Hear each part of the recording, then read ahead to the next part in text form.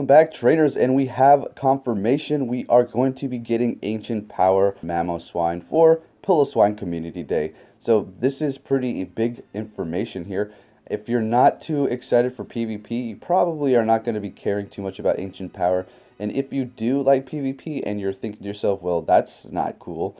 Well, technically it is. Yes, there's not going to be any stab from this, but it's going to be proven to be quite useful if you do know how to play PvP correctly, because it's going to be a 3-charge bar move, not very much energy to gain, and you'll be able to continuously wear off your opponent's shield. So, there you go for that. If you're not going to be able to make this community day, well, you hopefully will be able to tap at least a few Swine-Ups to find yourself a shiny.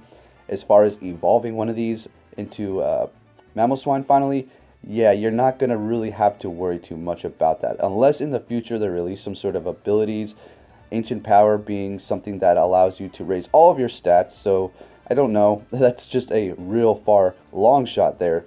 Alright, so we're going to go ahead and look at the energy gain for Ancient Power as well as the current moves that it has. But first, let's go ahead and go over its stats over here on the Go Hub. It's going to be an Ice and Ground type Pokemon, max CP 3,328, attack at a whopping 247, defense 146, and stamina at another whopping 242. So this is going to be your best ice attacker in the game currently. So we have Weavile. It's going to be falling just behind it.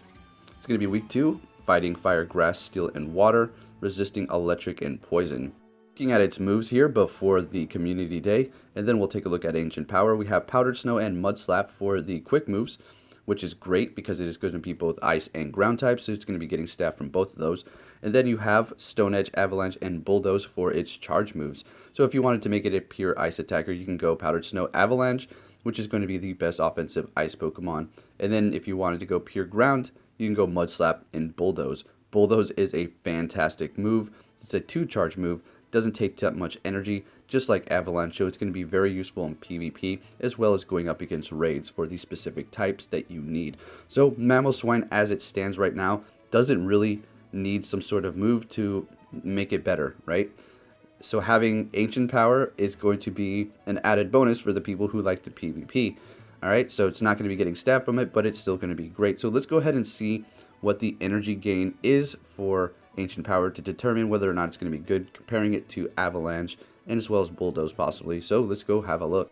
Alright, so this is going to be for PvP only here. So if we take a look at Avalanche, it's going to have a power of 90 and energy of 45.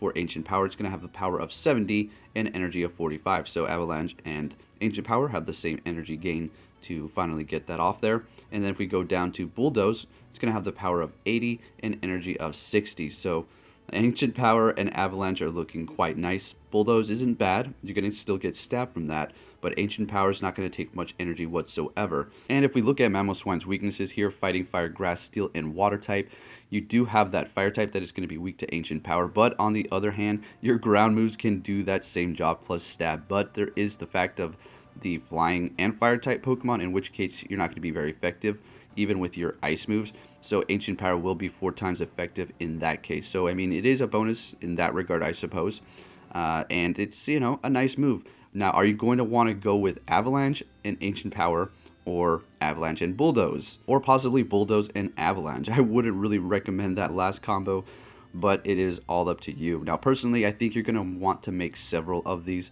obviously, right? But you better be very careful on the moves, so you don't have to waste TMs here, and I'm going to give you a suggestion in that regard regarding the community day itself.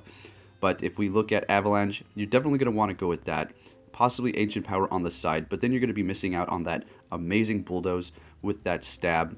Doesn't take that much energy as well, so it's going to be kind of a hard decision. Maybe you want to go with Avalanche and Ancient Power, and then have another one that's Avalanche and Bulldoze for specific situations, right? And basically that's it. But you're definitely going to want to have an Ancient Power one of these. I know a lot of people, and you're going to read it all over the place, not in the video or the comments here, but everywhere else in tweets, saying that this move is useless, and they're going to be like, I don't like it, why are we getting this? Well, there's something else here too. In the main series games, it's going to take Piloswine Ancient Power to evolve into Mamoswine, so that's a fun little bonus that they added. Same thing with Yanmega, except for you don't actually need these moves to evolve into them in Pokemon Go. They're just simply there. So there you have Ancient Power, and now let's go ahead and talk about some of the tips that you may want to do during this Mamoswine Community Day. Alright, so now that we know what move it's going to get, we can actually go over some of the tips that I have for you. And that is going to be, do you really want to evolve it during this time? If you do not want Ancient Power, don't evolve it. Go ahead and catch all the shinies that you can, and that's simple as that. Once the 3-hour period has ended, you're going to have an extended hour after that to evolve them to receive the Ancient Power. So once the shinies stop appearing, you still don't want to evolve them into Mamoswine if you do not want Ancient Power, because you're going to have to either purchase another move or just TM it to get rid of it, in which case you're going to be using your resources for nothing. So that is another recommended tip. Wait the extended hour after Community Day, and once that's over, then evolve it to get Ancient Power or possibly Bulldoze or even Stone Edge like we've seen. If you get Stone Edge, simply TM it there. Hopefully you don't get that move. That is only if you do not want Ancient Power, okay? If you do want it, then obviously evolve them during the 3-hour period as well as the extended hour after the Community Day. Now, after saying that, I have to put out a little disclaimer here. You don't want to probably not evolve any of these Pokemon to get the Community Day move, specifically Mamoswine here, because, you know, you might find some usability for it in the future, possibly even trade value. Who knows? Because yes, you may not think it's all that great. If you don't care about PvP exactly, then this move doesn't really have too much purpose for you, right? Other than trade value. So you may want to do just a couple. Yes, I know some of you don't have very many Swinub candies, but during this Community Day, you should be able to accumulate, you know, a good amount, I suppose, depending on how much you're able to grind. If you're not, then don't worry about Ancient Power. I just had to let you know, because I did say, don't evolve it, and I don't want all these people watching my video and not doing it. Okay, it's still going to be a great move like I went over previously. It's just going to benefit people who like to PvP more in that regard. Okay, so there you have some of the tips. Not too much to it. Just make sure you have at least one of them. And if you are somebody who's trying to PvP, should you make multiple of these? Honestly, how many am I going to make?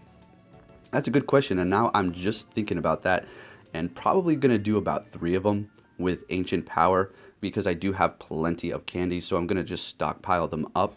If you're not looking too good on the candies, like I just said, maybe just one and you should be alright to go, because like we've seen, Avalanche and Bulldoze are going to be much better, so you just may want to go with those instead. And as you can see, Bulldoze there doing 80, and then that one charge move for PvP, it's still gaining quite a bit of energy fast. Like we've seen, it doesn't take much to get it up. So there you have it. Ancient Power, pretty neat for PvP. Otherwise, not looking so great. There's going to be other obvious rock types that you can use for sure that you would probably want to go with instead. So now let's go over Bastiodon here. It's going to be a fairly tanky Pokemon, guys. Tested it out at 1000 CP going into PvP, and that is going to be the clips we're going to see after I power this up here. That is not what I'm going into PvP with. It's going to be that 1000 previously. So, wow, this thing is outrageous. It's going to be maxing out at 1539 attack, 94 defense at its staggering 286, and stamina 155. So at 1000 CP going up against Pokemon at around 1500, it was holding its own extremely well. So it's going to be a rock and steel type Pokemon, almost like an Aggron in disguise over here, okay? Now let's go ahead and look at its weaknesses. It's going to be 4 times weak to fighting and ground, so that's quite a big vulnerability there. And then you're also going to be weak to water. But on the flip, resisting poison quite a bit, as well as flying and normal type, because rock and steel both resist normal, flying, and poison, so you're going to have that doubled up resistance there. Bastiodon coming in like a beast, and then you have resisting bug, dragon, fairy, ice, psychic, and rock type. Right, so for its quick moves, it's going to have Smackdown and Iron Tail. I'm currently going with Smackdown personally, and then for the charge moves, you have Stone Edge, Flash Cannon, and Flamethrower. Stone Edge is actually a fantastic move for PvP as well as raids. You're definitely not going to want to use this going up against any raids for sure. This was literally built for PvP Great League for sure, 100%. It maxes out right underneath the Great League, so make sure if you do have a like 98% or 100 or something like that, and you're trying to get it into the Great League, don't completely max it out and see where that CP is going to land, because it just might go right past it. Anyways, Stone Edge, Flash Cannon, Flamethrower for the charge moves. Okay, Like I said, I'm going with Stone Edge. Then you have Flash Cannon. You'll be getting stab from that. It's not bad, I suppose. Not the best either. Does a lot of damage, though. And then you have Flamethrower. I suppose you could find usability for that. That's pretty neat because it is going to be a double charge move, doing a decent amount of damage and not too much energy to finally get up and get off onto the opponent to possibly wear off their shields and psych them out into thinking you're doing something else, and then finally get off that Stone Edge once you broke through their shields using that Flamethrower possibly, as well as a little bit of coverage too. So Bastiodon is a fantastic Pokemon for the Great League. You're going to probably start seeing people use this once it becomes more available because it is a tank. It is a tank. It can literally take hit after hit, charge move after charge move. If it's super effective towards it, if you're going up against a fighting move, you're definitely going down. The ground move, you're going down for sure. Water super effective as well, so you'd have to look out for those. So I mean, other than that though, Bastiodon is just an absolute beast, just like its name describes. Alright trainers, so I hope you enjoyed this video. If you did and it helped you out, please give it a big thumbs up. Share it with your friends. Hopefully it can help them out on the community day tips regarding Mamoswine and then Bastiodon, as well as, you know, showing you how it works and seeing how good it is. Personally invested quite a bit of rare candies into this, powered it up even more last night, and I'm quite happy with it. No regrets really. The only problem is if it does go up against those ground or fighting types, it's going to get completely demolished. Although it should be able to still take the hits, you know, fairly well. And it's going to cost you 75,000 Stardust and 75 candies to purchase that secondary move, even in its baby form. So look out for that. Now, what move am I going to get when I do purchase its secondary move? Definitely going to probably go with Flamethrower because it's a 2-charge move, and I'll be able to psych out my opponents with Flamethrower possibly. Well, so much for all my secrets, right? So I'm enjoying this Pokemon. Only thing I don't like about it is its looks. It looks a little funny to me. I really don't. Like the back end here, the body looks great. I just don't like the whole the part where the eyes are. just a personal preference. Still an awesome Pokemon. That's why it's my buddy. Probably going to take it off soon. But I do want to max it out. Mine's going to land at 1411. So it will be at level 40 peak potential, and it does have massive defense, so it should work quite nicely as you've seen in these battles. Anyways, trainers, thank you for watching, and I'll be catching you all next time. Take care.